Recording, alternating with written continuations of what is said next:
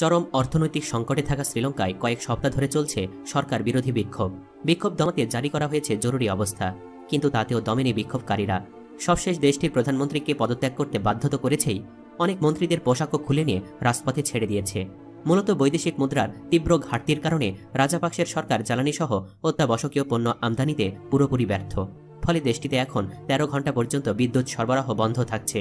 নিত্য প্রয়োজনীয় পণ্যের দামও আকাশ ছোঁয়া। কিন্তু একসময়ের দক্ষিণ এশিয়ার সম্ভাবনাময় দেশটির কেন এই দুর্দশা?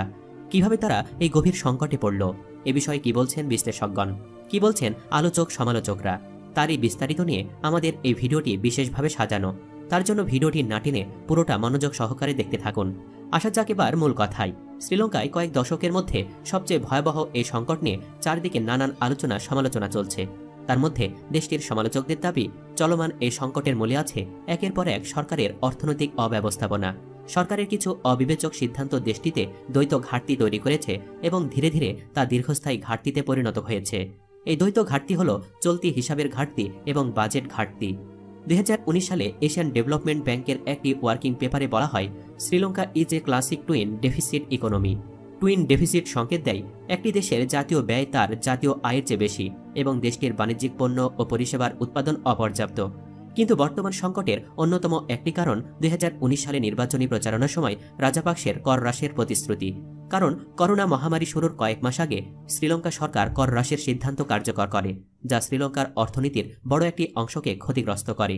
2021 সালে রাজাপাকসের সরকারের সব ধরনের রাসায়নিক সার নিষিদ্ধ করার সিদ্ধান্ত শ্রীলঙ্কার জন্য হিতে বিপরীত হয়ে ওঠে, যা দেশের কৃষি খাতে ব্যাপকভাবে প্রভাব ফেলে এবং দেশটির গুরুত্বপূর্ণ ফসল ধানের উৎপাদন আশঙ্কাজনকভাবে কমতে শুরু করে।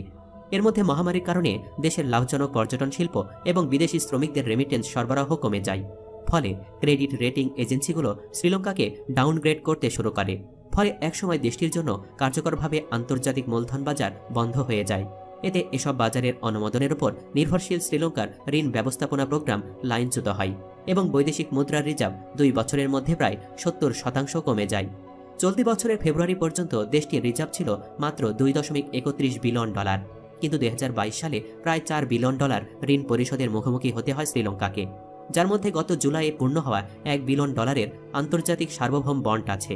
শ্রীলঙ্কার বৈদেশিক ঋণের বৃহত্তম অংশ আইএসবি, যার পরিমাণ $12.55 বিলিয়ন এবং ঋণদাতাদের মধ্যে আছে এশিয়ান ডেভেলপমেন্ট ব্যাংক, জাপান এবং চীন। গত মাসে প্রকাশিত শ্রীলঙ্কার অর্থনীতির পর্যালোচনায় IMF বলেছে, সরকারি ঋণ অস্থিতিশীলভাবে বৃদ্ধি পেয়েছে এবং বৈদেশিক মুদ্রার রিজার্ভ নিকট মেয়াদী ঋণ পরিশোধের জন্য অপর্যাপ্ত। কয়েক মাস ধরে রাজাপাকসের প্রশাসন এবং সেন্ট্রাল ব্যাংক অব শ্রীলঙ্কা ক্রমবর্ধমান ঝুঁকি সত্ত্বেও বিশেষজ্ঞ এবং বিরোধী নেতাদের IMF-এর কাছে সাহায্য চাইতে নিষেধ করে। কিন্তু ফেব্রুয়ারির শেষের দিকে ইউক্রেনে রাশিয়ার আগ্রাসন শুরুর পর তেলের দাম বেড়ে যায়। তখন সরকার আগামী এপ্রিলে IMF-এর শরণাপন্ন হওয়ার পরিকল্পনা করে। সম্প্রতি IMF-এর এক মুখপাত্র জানিয়েছেন, IMF আগামীতে সম্ভাব্য ঋণ কর্মসূচি নিয়ে শ্রীলঙ্কান কর্তৃপক্ষের সঙ্গে আলোচনা করবে। তার আগে দেশটির প্রধানমন্ত্রীর ক্ষমতা শেষ হয়ে গেল। IMF-এর কাছে যাওয়ার আগে শ্রীলঙ্কা তার মুদ্রার অবমূল্যায়ন করেছে। এতে মুদ্রাস্ফীতিকে আরও বেড়েছে এবং একই সঙ্গে জনসাধারণের ভোগান্তি বেড়েছে। তার আগে অন্তর্বর্তীকালীন সময়ে রাজাপাকসে চীন ও ভারতের কাছে সাহায্য চেয়েছিলেন।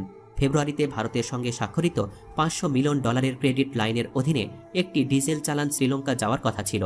শ্রীলঙ্কা ভারত খাদ্য ও ঔষধ সহ প্রয়োজনীয় জিনিস আমদানিতে $1 বিলিয়ন একটি ক্রেডিট লাইন স্বাক্ষর করেছে এবং রাজাপাকসে সরকার নয়াদিল্লির কাছে আরও অন্তত $1 বিলিয়ন ঋণ সহায়তা চেয়েছিল। চীন দ্বীপরাষ্ট্রটিতে $1.5 বিলিয়ন ঋণ সুবিধা এবং $1 বিলিয়ন পর্যন্ত পৃথক ঋণ দেওয়ার কথা বিবেচনা করছিল। এর মধ্যে রাজাপাকসের ক্ষমতা হারানো সব শঙ্কায় ফেলে দিল। সুপ্রিয় দর্শক, কথায় আছে, সকালের রাজা তুই, ফকির সন্ধ্যাবেলা। এই কথাটি দীর্ঘদিন পর আরও একবার বাস্তবে রূপ ধারণ করল। যে সকল ক্ষমতাবানরা এখনও নিজেদের অপরিহার্য মনে করেন, তারা যেন লঙ্কান মন্ত্রীদের এই অবস্থা ভালো করে উপলব্ধি করেন। ক্ষমতা চিরস্থায়ী নয়।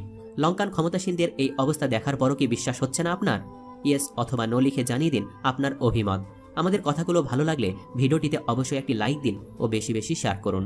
আর অবশ্যই আমাদের চ্যানেলটি সাবস্ক্রাইব করে পাশে থাকা বেল বাটনটি প্রেস করে রাখুন। ধন্যবাদ এতক্ষণ সাথে থাকার জন্য।